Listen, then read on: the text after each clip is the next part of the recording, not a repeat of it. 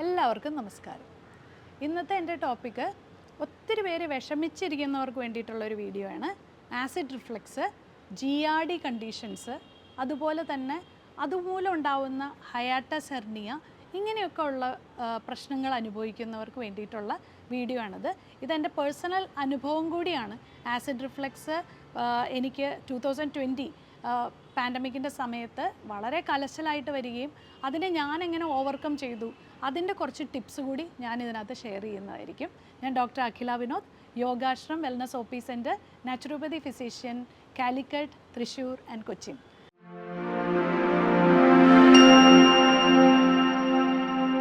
അപ്പം നമുക്ക് നമ്മുടെ വീഡിയോയിലേക്ക് കടക്കാം. നമ്മളുടെ മെയിനായിട്ട് ആസിഡ് റിഫ്ലക്സ് എന്ന് പറയുമ്പോൾ അപ്പർ GI ട്രാക്റ്റ്, അതായത് നമ്മളുടെ വയറിൻ്റെ മുകൾ ഭാഗത്തേക്ക് നമ്മൾക്ക് നല്ല പോലെ പാൽപിറ്റേഷൻ വരിക, രാത്രി കിടന്നുറങ്ങാൻ വയ്യാതെ വരിക. അപ്പം ഞാൻ ഈ ലക്ഷണങ്ങളെ പറ്റി പറയുമ്പോൾ നിങ്ങൾ ഏത് കാറ്റഗറിയിലാണെന്ന് നിങ്ങൾക്ക് മനസ്സിലാക്കാനും കൂടി സാധിക്കും. നമുക്ക് രാത്രി ഒട്ടും കിടന്നുറങ്ങാൻ പറ്റില്ല, നമുക്ക് ഇങ്ങനെ ആകെ കൂടി 30 വരുന്ന ഒരവസ്ഥ. അതേപോലെ തന്നെ നമുക്ക് ബ്രീത്ത് ചെയ്യാനായിട്ട് നമുക്ക് ഭയങ്കര ഹെവി ആയിട്ട് തോന്നുന്ന ഒരു സിറ്റുവേഷൻ. അതേപോലെ തന്നെ എന്ത് കഴിച്ചാലും നമുക്ക് ആഹാരം കഴിക്കാൻ പറ്റുന്നില്ല. ആഹാരം കഴിച്ചാൽ തന്നെ നമുക്ക് അസിഡിറ്റി, ചില ആൾക്കാരിൽ അസിഡിറ്റി ഇങ്ങനെ കയറി വരുന്ന ഒരു ഇത് വരും. ചിലവർ ഒമിറ്റ് ചെയ്യും, ചിലവർക്ക് ഭയങ്കരമായ ഗ്യാസ്, ബ്ലോട്ടിങ് എന്ന് വേണ്ട കുറേ അസ്വസ്ഥതകളാണ് ഈ ഒരു GERD കണ്ടീഷൻ്റെ മെയിനായിട്ടുള്ള ലക്ഷണങ്ങൾ എന്ന് പറയുന്നത്. അത് കൂടാതെ വേറെ സൈഡായിട്ട് വരുന്ന വേറെ കുറച്ച് പ്രശ്നങ്ങൾ എന്ന് പറഞ്ഞു കഴിഞ്ഞാൽ നമ്മുടെ തലമുടി കൊഴിയുക, അതുപോലെ ചെറിയ ചെറിയ കാര്യങ്ങൾക്ക് പോലും ഭയങ്കരമായ ആങ്സൈറ്റി, വളരെ സെൻസിറ്റീവ് ആവുക, തൊട്ടേനും പിടിച്ചതിനൊക്കെ കരയുക എന്ന് പറയും. അതുപോലെ തന്നെ ചിലവർക്ക് ഭയങ്കര ദേഷ്യം വരിക, പിന്നെ നമുക്ക് ഒന്നിനോടും ഒരു ഫോക്കസ് കിട്ടാതിരിക്കുക. ഇതൊക്കെ നമുക്ക് അതിൻ്റെ ഒരു മൈൻഡ് റിലേറ്റഡ് ആയിട്ടുള്ള ഇഷ്യൂസ്. ഇത് ആരോട് പറഞ്ഞാലും അവർക്കൊട്ടും മനസ്സിലാവുകയില്ല എന്നുള്ളൊരു കണ്ടീഷനിലൂടെ ആയിരിക്കും ഈ പേഷ്യൻസ് എല്ലാം കടന്നു പോകുന്നത്. അവരിപ്പോൾ ഈ പറഞ്ഞ പോലെ ഒരു ഡോക്ടറിനെ കാണുമ്പോൾ തന്നെ അവർ മൈൻഡ് റിലേറ്റഡ് ആയിട്ട് പറയുമ്പോഴത്തേക്കും നേരെ നിങ്ങൾ സൈക്യാട്രിയിലേക്ക് പൊക്കോ, നിങ്ങൾക്ക് തലയ്ക്ക് എന്തോ പ്രശ്നമാണ് എന്നുള്ള രീതിയിലേക്ക് അതിനെ ഇത് ചെയ്യും. പക്ഷെ അത് വയറിൽ നിന്നുണ്ടാവുന്ന ഒരു പ്രശ്നമാണെന്ന് പലപ്പോഴും പലരും തിരിച്ചറിയുന്നില്ല എന്നുള്ളതാണ് അതിൻ്റെ വാസ്തവം എന്ന് പറയുന്നത്. ഇത് വളരെ ക്ഷമയോടുകൂടി ട്രീറ്റ് ചെയ്യേണ്ട ഒന്നാണ്. അത് നമുക്ക് ഇതിനാകെ കൂടിയുള്ളൊരു പോംവഴി എന്ന് പറയുന്ന ഡയറ്റ് മാത്രമാണ്. എനിക്ക് ഈ ഒരു അനുഭവം വന്നപ്പോൾ എൻ്റെ 2 നേരമുള്ള എൻ്റെ യോഗ പ്രാക്ടീസ്, അതായത് ഞാൻ യോഗ സെഷൻസ് ഓൺലൈനിൽ കൂടെ എടുക്കുന്നത് കൊണ്ട് എൻ്റെ ഒരു മെൻ്റൽ ഹെൽത്തിനെ ഇത് ബാധിച്ചില്ല. എനിക്ക് യാതൊരു രീതിയിലുള്ള ഒരു ആങ്സൈറ്റിയോ പാനിക് അറ്റാക്സോ വരാതിരുന്നത് എൻ്റെ യോഗ പ്രാക്ടീസ് കൊണ്ടാണെന്നുള്ളതിനകത്ത് എനിക്ക് ഒത്തിരി സന്തോഷമുണ്ട്. കാരണം ഞാൻ കാണുന്ന എൻ്റെ മുമ്പിൽ വരുന്ന ഒത്തിരി കരയുന്ന പേഷ്യൻസ് എല്ലാം തന്നെ അവർ മാനസികമായിട്ട് എനിക്ക് എങ്ങനെയെങ്കിലും മരിച്ചാൽ മതി ഡോക്ടറെ എന്നുള്ള സിറ്റുവേഷനിലാണ് നമ്മുടെ അടുത്തേക്ക് വരുന്നത്. ഞാൻ ഈ കാണുന്ന ഈ ആസിഡ് റിഫ്ലക്സ് ഇത് ചെയ്യുന്ന, ഇപ്പോൾ ചിലവർ പറയും നിങ്ങൾക്കൊന്ന് ചുരുക്കി പറഞ്ഞൂടെ. ഇത് ചുരുക്കി പറയാൻ പറ്റുന്ന ടോപ്പിക്കല്ല. ഇത് അനുഭവിക്കുന്നവർ മാത്രം ഈ വീഡിയോ കണ്ടാൽ മതി. കാരണം ഇത് അനുഭവിക്കുന്നവർക്ക് മാത്രം ഇത് വ്യക്തമായിട്ട് ഇതിനെപ്പറ്റി ഒന്ന് അറിഞ്ഞാൽ കൊള്ളാമെന്ന് അവർക്ക് ആഗ്രഹമുണ്ടാവും. അവർക്ക് വേണ്ടി മാത്രമാണ് ഈ വീഡിയോ. അപ്പോൾ നമ്മൾ ആദ്യം മനസ്സിലാക്കേണ്ടതെന്ന് വെച്ചാൽ നമ്മളുടെ വയറിലുള്ള ഒരു വാൽവ്, അതിന് ACV വാൽവ് എന്ന് പറയും. ഈ വാൽവ് നമ്മൾ ആഹാരം കഴിക്കുമ്പോൾ ഇത് തുറക്കുകയും, അതായത് ഇങ്ങനെയാണ് ആ വാൽവ് ഇരിക്കുന്നത്. അപ്പോൾ അത് ആഹാരം കഴിക്കുമ്പോൾ ഇത് തുറക്കും, എന്നിട്ട് ആഹാരം കടന്നു പോകും. അത് കഴിഞ്ഞ് ആഹാരം കടന്നു പോയി കഴിയുമ്പോൾ ഇത് അടയും. ഇതാണ് നമ്മുടെ നോർമൽ പ്രക്രിയ. ഈ വാൽവ് ലൂസായി കഴിയുമ്പോഴത്തേക്കും കുറച്ച് നേരം കഴിഞ്ഞ് ആഹാരം ഒക്കെ ഡൈജഷൻ നടന്നുകൊണ്ടിരിക്കുന്ന സമയത്ത് ഈ അടപ്പ് പോലെയുള്ളത് തുറന്നു പോയി കഴിഞ്ഞാൽ ഇത് നേരെ തിരിച്ച് കയറി വരും. ആ ആസിഡ് കയറി വരുന്ന ഒരവസ്ഥ എന്ന് പറയുന്നത് നമുക്ക് ചിന്തിക്കാൻ പോലും പറ്റാത്ത അസ്വസ്ഥതയായിരിക്കും ആ സമയത്ത് വരുന്നത്. അപ്പോൾ അത് കയറി വരുമ്പോൾ നമുക്ക് നമ്മളുടെ ഈ മുഴുവൻ ഈസോഫാജസ് മുഴുവൻ നമുക്ക് ഭയങ്കരമായ എരിച്ചിൽ, എന്തോ മുകളിലേക്ക് കയറി വരുന്നതിൻ്റെ ഒരു വെപ്രാളം, നെഞ്ചുവേദന. നമ്മൾ വിചാരിക്കും നമുക്ക് എന്തോ ഹാർട്ട് അറ്റാക്കാന്ന് വിചാരിച്ചിട്ട് നമ്മൾ പോയി ECG വരെ എടുത്തു നോക്കും. അങ്ങനെയുള്ള എല്ലാ കാര്യങ്ങളും നമ്മൾ ചെയ്തു പോകും. കാരണം ഇത് മുഴുവൻ വരുന്ന നമ്മുടെ ഹാർട്ട് റേറ്റ് കൂടും, ബ്രീത്തിങ് റേറ്റ് കൂടും, നമുക്ക് നെഞ്ചുവേദന എടുക്കും, അങ്ങനെയുള്ള ഒത്തിരി പ്രശ്നങ്ങൾ ഇതിനകത്ത് വരും. പിന്നെ ഒരു കാര്യം മനസ്സിലാക്കുക, ഇതിനകത്ത് നമ്മളുടെ വൈറ്റമിൻ D ഇവരിൽ കുറഞ്ഞിരിക്കുക. അതായത് കൂടുതലും ഇത് കാണുന്നത് ഇരുന്ന് ജോലി ചെയ്യുന്നവരും, അതുപോലെ തന്നെ നമ്മൾക്ക് ലോക്ക്ഡൗൺ വന്ന സമയത്തുമാണ് ഇത് ഏറ്റവും കൂടുതൽ ആൾക്കാരിൽ കണ്ടുവന്നൊരു സമയം.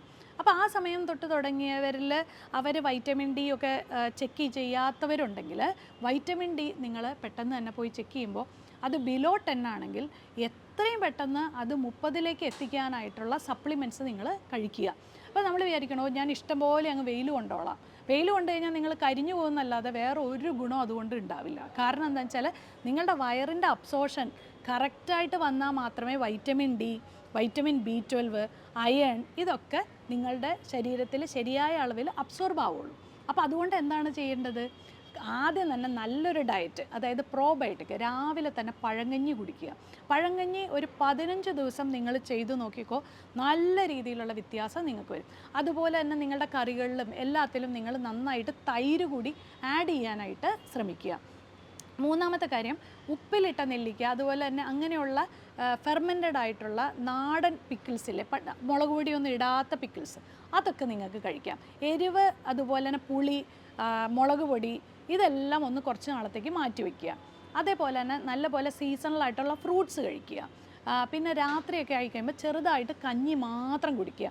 കുറച്ച് മെഴുക്ക് പുരട്ടിയും അല്ലെങ്കിൽ ഓട്സിൻ്റെ കഞ്ഞി കുടിക്കുക. പാല്, ഗോതമ്പ്, മൈദ, അതുപോലെ തന്നെ പ്രോസസ്ഡ് ആയിട്ടുള്ള ഫുഡ്സ്, പുറത്തുനിന്ന് മേടിക്കുന്ന ആഹാരം എല്ലാം കംപ്ലീറ്റ്ലി നിർത്തുക. ഇങ്ങനെ മാത്രം നിങ്ങളൊന്ന് ചെയ്തു നോക്കൂ.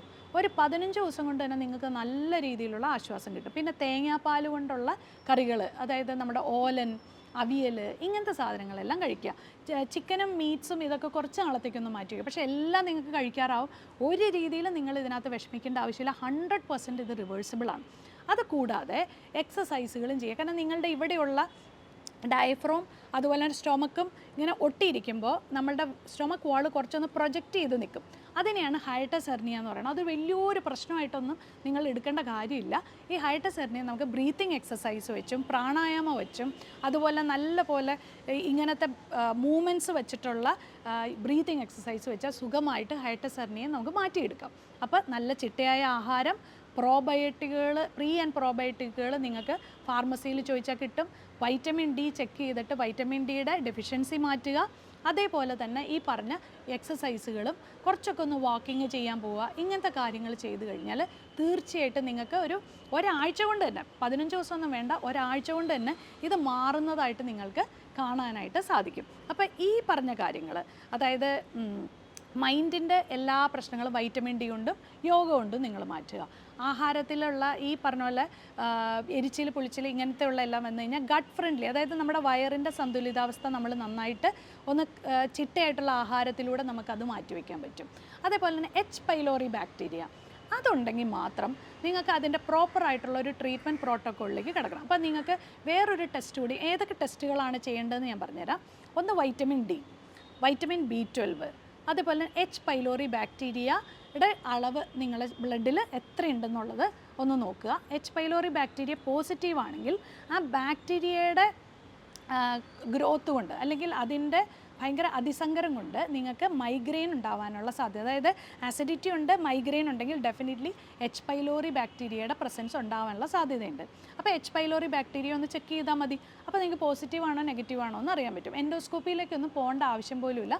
ബ്ലഡ് ടെസ്റ്റിലൂടെ നിങ്ങൾക്ക് ഇത് അറിയാനും സാധിക്കും. അപ്പോൾ ഇത്രയും കാര്യങ്ങൾ നിങ്ങൾ ടെസ്റ്റ് ചെയ്ത് കഴിഞ്ഞാൽ ഇതൊക്കെ കുറവാണെങ്കിൽ നിങ്ങൾ ഏത് വിഭാഗത്തിൽപ്പെട്ടതാണ്?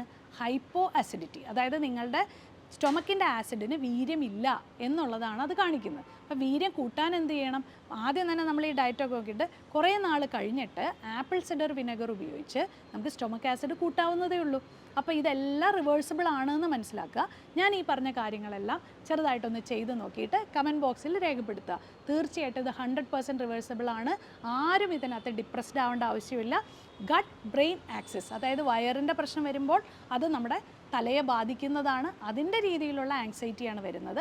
So treat your gut, that makes you happy. അപ്പോൾ ഗട്ട് ബ്രെയിൻ ആക്സിസ് ക്ലിയർ ആവും. അപ്പോൾ ഈ വീഡിയോ എല്ലാവർക്കും ഇഷ്ടപ്പെട്ടു എന്ന് വിചാരിക്കുന്നു. നിങ്ങളുടെ ഫ്രണ്ട്സും ഫാമിലിയിൽ ആരെങ്കിലും ഇത് അനുഭവിക്കുന്നുണ്ടെങ്കിൽ അവർക്ക് തീർച്ചയായും ഷെയർ ചെയ്ത് കൊടുക്കുക.